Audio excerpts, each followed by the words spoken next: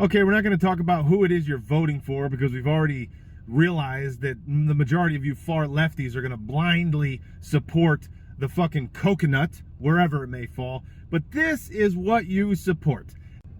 Let's kind of recap the last 7 or 8 days and what's been happening so we can generalize the way that you clown lefties continue to support this nonsense, okay? About 8 days ago, roughly, Hurricane Helene touched down, hit land, and completely destroyed the southeast portion of the United States. Many, many states were involved. Multiple hundreds of people have lost their lives, with another 200, 300, 400 people literally are still missing.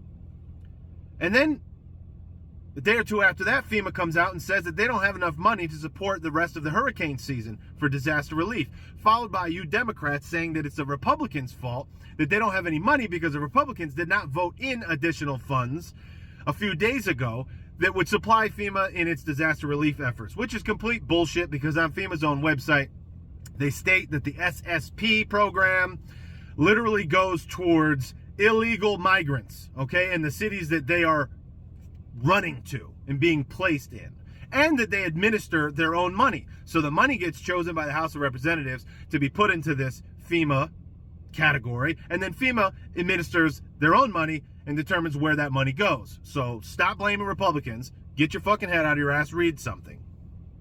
Then J.D. Vance has his vice presidential debate with Tim Walz.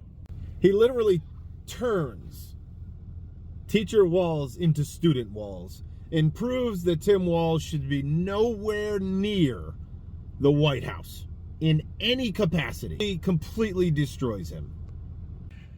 And then you ask Donald Trump about how he might lose votes because of those affected during the hurricane and because of the hurricane. And he says, I'm not fucking worried about votes. Why are you even asking me that question? I'm not worried about votes. I'm worried about lives. I'm worried about those that have passed away and those that are missing. I'm not worried about votes right now. Think about that for a moment.